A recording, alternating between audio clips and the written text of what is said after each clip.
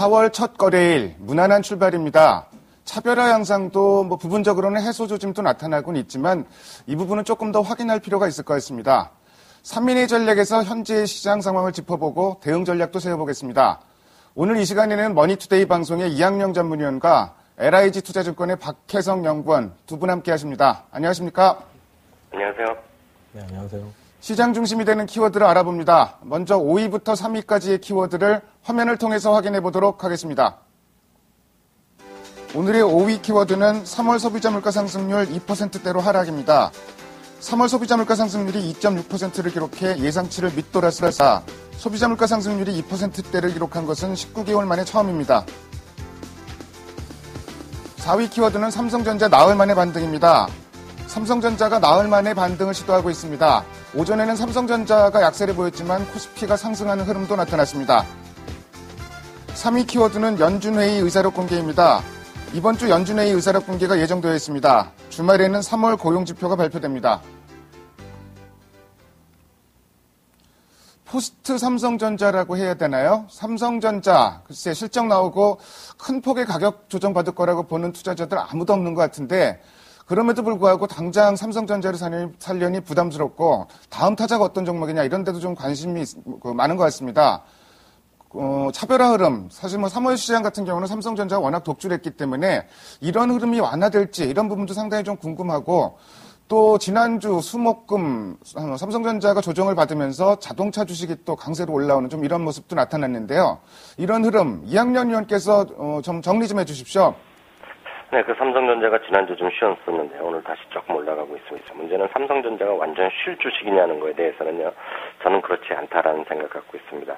물론 이번 주 금요일 날 잠정 실적이 나면서 과거 경험상 보면 2, 3주 본 실적 나올 때까지는 좀 조정 보였던 경험은 있지만은요, 이번엔 좀 미리 좀 조정을 보였다는 얘기죠. 삼성전자만한 실적을 보였고 앞으로도 보일 기업이 별로 눈에 띄지 않기 때문에요. 삼성전자 없으면 여전히 사야 된다는 생각에 한치의 변함도 없습니다. 다음은 현대차인데요. 현대차도 제가 말씀드릴 수 있는 것은 머스트헤브 주식임에 분명합니다. 지난주 많은 질문이 계속 쏟아졌을 때 제가 그런 말 했습니다. 22만 원도 사고 23만 원도 사야 되고요. 24만 원도 되고 사고 25만 원도 사야 된다 말씀드렸습니다. 무슨 말씀이냐면 가격을 무슨 현대차나 삼성전자를요. 무슨 저가 매수를 노린다. 이런 것은 좀 아니다라는 생각을 여전히 갖고 있습니다. 드디어 현대차가 연중가를 기록했습니다. 25만 원 좀 넘어가면 작년도 11월 정도 가격까지 넘어가고요. 앞으로 달랑 2만 원 남았습니다. 사상 최고가 가는 시기까지요. 너무나 단순하죠. 마켓 사이즈는 확대되고 있고요. 점유율은 계속 올라가고 있습니다. 그럼에도 불구하고 현대차나 기아차의 시장 PR은요, 12개월 예상 실적 기준을 보면 6배에서 7배, 우리나라 시장 전체가 10배입니다. 싸죠, 분명히요. 사셔야 된다는 생각에 변함이 없습니다. 단기적인 변수는 이제 미국 시간으로 화요일이고요. 이번에는 이제 4월 1일이 월요일 휴일이었기 때문에요. 우리 시간을 보면 수요일 날 오전에만 나올 겁니다. 수요일 날 새벽에 미국 판매 실적 나오겠죠. 이런 것들이 단기적인 변수는 될지 모르겠지만은요. 이번 달에 점이 조금 늘고 줄고가 중요한 것이 아니라요. 미국 마켓 사이즈 자체가 올해 1,400만 대, 내후년엔 다시 1,700만 대 간다는 거. 이것만 기억하시면 되겠습니다. 사셔야 됩니다. 삼성전자에 대해서 삼성전자는 못 샀던 분들 사는 것도 중요하겠지만 현대자동차, 자동차 산업 현대차 자체가 주가도 밸류에이션상으로 매력이 충분히 있지만 미국의 자동차 산업 자체가 성장성이 앞으로도 계속될 것이다. 좀 이런 시각을 계속 갖고 계신 것 같습니다. 자동차에 대해서 긍정적인 의견 여전히 말씀해 주셨고요. 자, 이제 우리나라 국내 모멘텀보다는 역시 우리나라 시장도 미국 모멘텀만 계속 기다리고 있습니다. 연준회의 의사록이 내일 정도 발표가 되고요. 양적 완화라든지 또 이제 6월 달에 오퍼레이션 트위스트 마감되는데 어떤 언급이 됐을지도 투자자들 관심이 좀 많은 것 같고요. 또 금요일에는 고용지표가 발표됩니다. 박혜성 연구원께서 글쎄 이런 부분이 좀 모멘텀이 될 수 있을지 그런 부분 좀 말씀해 주십시오. 네, 일단 FOMC 의사록하고 또 고용 지표가 발표가 되는데요. 이 부분은 제가 판단할 때 좀 중립 수준이라고 판단을 하고 있고요. 일단 의사록에서는 추가적인 부양 카드에 대해서 어떤 기류가 연준 내에서 형성이 되고 있는지 이 점에 주목을 해야 될 것 같습니다. 일단 기본적으로 제 판단은 이번 FOMC 의사록에서 어떤 기조로 얘기가 나올지는 모르겠지만 분명한 것은 그 4월 그 셋째 주 정도에 있을 FOMC 회의라든지 또 6월에 있을 회의에서 분명히 추가적인 주택경기 부양책을 그 중심으로 하는 부양카드를 꺼낼 것이다. 이렇게 보고 있습니다. 그렇게 판단한 근거는 한 뭐 3가지 정도 볼 수 있겠는데요. 첫 번째 같은 경우는 지금 현재 미국 주택 시장이 그 주택 판매 지수라든지 기존 주택 매매라든지 이런 부분은 좀 올라오고 있습니다. 작년 그 바닥권을 그 지나고 있지만 아직까지 신규라든지 착공 허가라든지 이런 부분은 좀 미진한 부분인데 현재 그 미국 그 시민들의 그때 주택 구입 여력이라든지 또 지금 그 모기지 이자율이 그 렌트율보다 그 낮습니다. 렌트비보다 낮기 때문에 이런 점을 고려할 경우에 주택 시장에 어떤 조그만의 기폭제만 좀 추가가 된다면 시장이 올라갈 수 있는 그런 여건이 만들어지고 있다 이렇게 보고 있고요.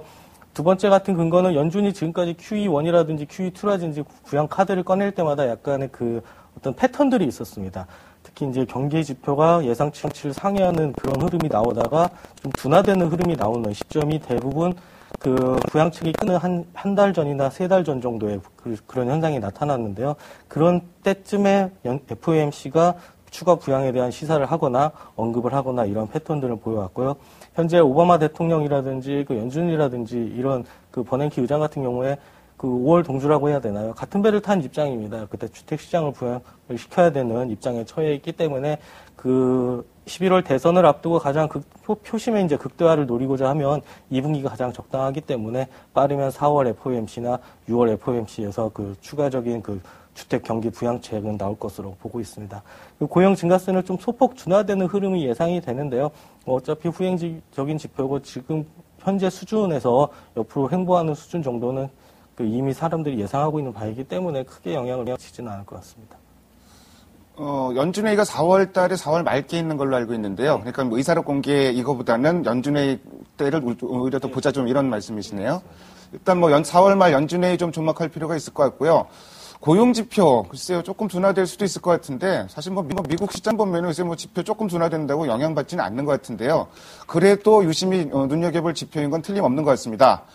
다음으로 오늘의 2위 키워드를 화면을 통해서 확인해 보도록 하겠습니다. 오늘의 2위 키워드는 중국 제조 PMI 예상 상회입니다. 어제 발표됐습니다. 중국 제조 PMI, 중국 국가통계국에서 발표된 지표. 사실 다들 나쁠 거라고 예상을 했던 게 HSBC PMI 예비치가 나쁘게 나왔기 때문에 뭐 이것도 나쁠 것이다 이렇게 얘기했었는데 예상과는 다르게 상당히 좀 그 선전을 했습니다.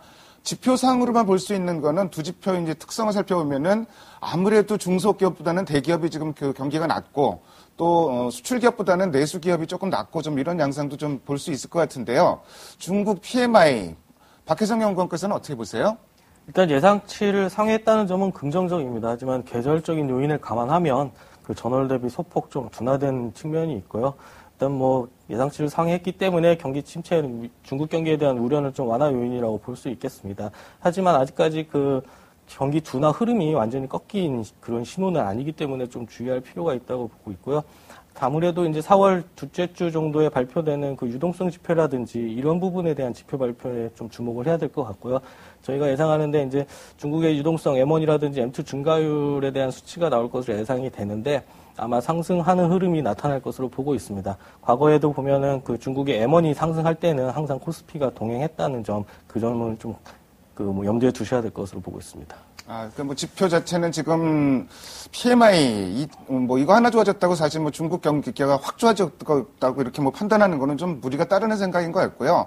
아무래도 중국의 유동성 지표 M1, M2 증가율 뭐 4월 둘째 주 정도 예정이 돼 있는 것 같은데 그 지표를 더 주목을 해야 될 것 같습니다. 4월 같으면 근데 이제 그 중국 같은 경우는 소비 촉진의 달, 이 부분이 상당히 좀, 많이 강조되고 있는 부분이 있는데요. 이학년 위원께서 이 소비 촉진의 달 관련해서 국내 기업 중에서 중국 소비 관련 뭐 관심 있게 볼 종목이나 있으면 좀 말씀해 주십시오. 네, 뭐 이론적으로 따져 보면요, 그 뭐 여러 가지 뭐 여기저기서 뭐 나도 중국 내수 관련주다라고 얘기하니까요, 뭐 할 말은 없는데요. 좀 따져봐야 되겠죠. 물론 가장 일반적으로 얘기하는 건 음식료, 뭐 유통, 뭐 대표적인 화장품 이런 것들인데요. 큰 틀에서 제가 반문하고 싶은 건 이거죠. 그 중국에서 내수 촉진한다고 해서 갑자기 화장품을 더 사거나 갑자기 뭐 그 조미료를 더 사 먹거나 뭐 이런 건 아니라고 봅니다. 우리 좀 중후방대하게 내구성 소비자 이런 거를 좀 많이 촉진시키는 것이, 그리고 삶의 질을 향상시키자고 하는 거 아니겠습니까? 이런 것들이요. 그래서 크게 좀 생각하셔야 된다는 걸 일단 전제로 제가 깔고 싶고요. 다만 이제 분명히 수치로 분명히 나옵니다. 중국의 매출 비중이 높은 회사들 뭐 당연히 긍정적인 영향을 받겠죠. 대표적인 것이 뭐 오리온, 라겐락 이런 것들이 30% 이상입니다. 거의 40%를 넘나드는 것이고요. CJ제일제당 그리고 베이직하우스 이런 건 베이직하우스는 50%가 되죠. 중국 쪽 매출 비중이. 그러니까 당연히 긍정적인 영향이 많이 나올 것입니다. 그리고 CJ 홈쇼핑도 21%나 되니까요. 상당히 영향이 있습니다. 그래서 이런 것들이 뭐 좋아진다고 얘기하는 데에 대해서 뭐 반론을 달기가 쉽지 않습니다. 주가는 제가 오를지 모르겠습니다. 그런 것들이. 여하튼 그런 것들 얘기를 많이 하고 있는 건 사실입니다. 다만 앞서도 말씀드렸다시피 이런 것보다는 결국은 내구성 소비재 중심으로 좀 시각을 넓혀야 된다는 시각에 변함이 없습니다. 물론 중복되는 얘기지만 결국은 뭐겠습니까? 결국은 중국 사람들이 지금 현재 생활 수준, 현재 산업 단계에서 가장 사고 싶은 것은 결국 자동차라고 저는 생각하고 있고요. 또 좋은 아파트에서 살고 싶고 이런 거 욕심 아니겠습니까? 뭐 현대자동차도 참고적으로 말씀드리면 중국에 관련된 비중이 15%인데요. 앞으로 갈수록 높아질 수밖에 없는 거 당연하고요. 현대모비스 그리고 한국타이어 같은 경우에도 20% 가까이 차지합니다. 비중이요. 그래서 이런 것들 좀 시각을 넓히자는 생각을 갖고 있고요. 단기적으로 보시면 안 되고요. 중장기적으로 대응하시라는 조언을 드리고 싶습니다. 중국 소비와 관련해서 중국 매출 비중이 높은 회사들 뭐 당연히 관심 가지는 건 당연할 것 같고요. 그렇지만 이제 시각을 달리해서 내구재 한 번 사면 오래 쓰는 자동차 같은 산업도 계속 주목하자 뭐 이런 말씀을 해주셨습니다. 다음으로 오늘의 1위 키워드를 화면을 통해서 확인해 보도록 하겠습니다. 오늘의 1위 키워드는 방향성 없는 외국인 매매입니다. 오늘도 외국인들 주식 팔고 있는데요. 외국인들 요새 매매 방향성 잡기가 상당히 어렵고요. 오히려 시장 흐름은 외국인이 선물 쪽에서 어떻게 움직이는가에 따라서 상당히 많이 좌우되고 있는 흐름입니다. 오늘도 뭐 외국인들 선물 쪽에서 좀 큰 규모로 매수를 하면서 그 부분이 장세 코스피 상승폭을 키워가는 요인으로 좀 작용하고 있는데요. 박혜성 연구원께서는 글쎄요, 이런 흐름 앞으로도 계속 될 거로 보시는지요? 그리고 전략도 같이 좀 세워주십시오. 일단 외국인 투자자들이 연초 이후에 이제 대량 매수를 했는데 10조에서 11조 가까이 샀습니다. 과거에도 보면은 이 정도 단기간에 사면은 항상 중거리는 흐름이 나타났었고요. 지금 현재도 그런 흐름이라고 보고 있습니다. 현재 아직까지 지수가 이제 박스권 돌파를 하지 못하고 있는 그런 여러 가지 요인들이 있기 때문에 그런 대내적 불확실성 때문에 외국인 투자자도 조금은 주춤거릴 수 있지 않겠나 이렇게 보고 있지만 하지만 상반기까지 외국인의 매수 기조를 긍정적으로 보고 있습니다. 첫 번째는 이제 일단 긍정적인 이유가 4월부터 일본의 후생연금 펀드, 그러니까 이제 우리나라 말하면 국민연금 같은 건데요. 이게 이제 기관 투자자들이 중국이나 한국 등 이머징 주식을 이제 투자하기로 계획을 잡아놨습니다. 현재까지 일본 기관 투자자들은 전부 이제 MSCI를 벤치마킹 해가지고 선진국 주식에만 투자를 해왔는데 4월부터 투자를 확대하기로 해왔고요. 그렇게 따라서 지금 현재 일본 후생연금의 자산이 작년 말 기준으로 약 108조 엔 정도 됩니다. 이 중에 해외 주식 투자 비중이 약 11조 엔 정도 되고요. 이 중에서 이제 10% 정도 이머징에 투자를 한다고 하면은 한국 같은 경우 MSCI 이머징 지수 내에서 약 시가총액 15%로 3위 정도 차지하고 있습니다. 이걸 계산을 해보면 약 2조 2천억 정도가 유입이 될 수 있겠다 이렇게 보고 있고요. 오늘 무디스가 한국의 신용등급 전망을 상향을 조정했습니다. S&P도 역시 같이 따라갈 개연성이 높다고 보고 있고요. 6월 지금 MSCI 선진지수 편입을 앞두고 이러한 가능성을 좀 높여주고 있다고 보시면 될 것 같습니다. 과거에 2008년도에 FTSE 선진지수 편입 결과가 나왔었고 2009년 9월 달에 실제 편입이 됐는데 이때 보면은 FTSE를 추종하는 영국계 자금들의 흐름이 순매수 기조를 보였다는 그런 과거 사례를 고려해 본다면 이번에 6월 중순경, 그러니까 20일경에 MSCI 편입 리뷰 결과가 나오기 전에 미국계 자금이 유입될 수 있는 이런 환경이 조성되고 있다 이렇게 보고 있습니다. 그렇기 때문에 상반기 내 외국인 매수 기조는 유지될 것으로 보고 있습니다. 일본의 후생연금도 말씀을 해주셨고, 그리고 이제 무디스를 비롯해서 우리나라 등급 전망을 상향할 가능성이 높다는 점, MSCI 선진국 지수 편입 여부, 이런 거 종합해서 외국인들 적어도 상반기까지는 매수 기조를 유지할 것이다. 이런 말씀을 해주셨습니다. 외국인들 매매하는 데 있어서 역시 가장 중요한 부분 중에 하나가 환율일 것 같은데요. 원화는 오늘까지 이제 이틀째 강세를 보이고 있는데, 엔화 약세, 최근 들어서 주춤 얘기가 들어갔다가 다시 좀 얘기가 나오고 있습니다. 그래서 엔화 약세가 본격화될 경우에는 여러 가지 영향들이 많을 것 같은데, 일부 우려 섞인 얘기도 벌써 좀 나오는 시각도 좀 있는 것 같고요. 자, 이런 부분과 시장 대응 전략 이학년 위원께서 정리해서 말씀해 주십시오. 네, 맞습니다. 엔화 같은 경우에는 장기적으로 여러 가지 얘기가 많이 나오고 있고요. 경고성 발언들이 많이 나오고 있죠. 특히 일본에 제조업을 하고 있는 유명한 총수들이죠. 우리 식으로 얘기하면 이런 사람들이 엔화가 조금 더 약해져야지 자기네가 살 수 있다는 얘기 많이 하니까요. 어떤 근본적으로는 엔화가 정말 강하던 시기는 상당히 좀 이제는 쉽지 않다라는 지적의 어떤 많은 목소리가 나오고 있는 건 사실입니다. 76엔까지 갔었는데요. 지난달 초였죠. 지금 얼추 지금 83엔 이렇게 나오니까요. 상당히 많이 엔화가 약세가 된 것은 사실인 것 같습니다. 가장 큰 요인 몇 가지만 보면은요, 결국은 일본의 여러 가지 유럽의 얘기도 있었지만은요, 결국은 일본의 무역 수지가 확대된 것이 1월달, 2월달 되면서 이런 것들이 결국은 심리적으로도 불안하게 한 것이 사실인 것 같습니다. 다음은 우리 시장의 영향인데요. 분명히 호재일 수는 없죠. 분명히 악재라고 분명히 마찬가지입니다. 다만 너무 이렇게 급하게 생각할 필요는 없다는 생각하는 거죠. 왜냐하면 우리나라 지금 현대차라든가요, 삼성전자 이런 반도체나 이런 자동차가 단순하게 환율 때문에 지금 이들이 어떤 글로벌 경쟁력이 높아졌다고 얘기하면 할 말이 없는 거죠. 그렇지 않다는 것입니다. 그만큼 품질이라든가요, 제품의 개발력, 특히 삼성전자 반도체 같은 경우 그렇기 때문에 일본이랑 경쟁 상대가 아니죠. 다만 이제 자동차는 분명히 현대나 도요타나 이런 것들이 서로 이제 아웅을 경쟁하는 거니까요. 그런 것들이 얘기가 될 수 있습니다. 그런 것들도요, 지금 업계에서 얘기하는 것은 물론 현대차 이런 데 우는 소리 하겠지만 일반적으로 미국에서나 이런 사람들이 얘기하는 거 보면 결국은 엔달러가요, 결국 90엔 정도 넘어가면 보다 이제 심각해지겠지만 그 전까지는 큰 문제는 없을 것이라는 시각이 많습니다. 다만 재판단은 업종으로 볼 것이 아니라 정말 90엔 넘어가고 정말 100엔 정말 그렇지 안 가겠지만 단기적으로는요. 만약 그렇게 되면 우리나라 업종에 중요한 것이 아니라 시장 전반적으로는 큰 악재 요인이 될 수밖에 없다라는 생각 갖고 있습니다. 만약 그렇다고 보면 전반적인 우리나라 시장의 매력도는 떨어질 수밖에 없는 것은 불가피하답니다. 그렇기 때문에 단기적으로는 아니겠지만 장기적으로는 분명히 잠재 악재로 생각하시고 대응하셔야 되겠다는 그 정도로 코멘트를 드리겠고요. 시장 전체적인 대응 전략은 똑같습니다. 다시 한번 확인드리지만 삼성전자가 없으면 두세 달 상당히 두세 달이 뭡니까? 서너 달 벌써 고생하고 곤혹스러우셨을 것이고요.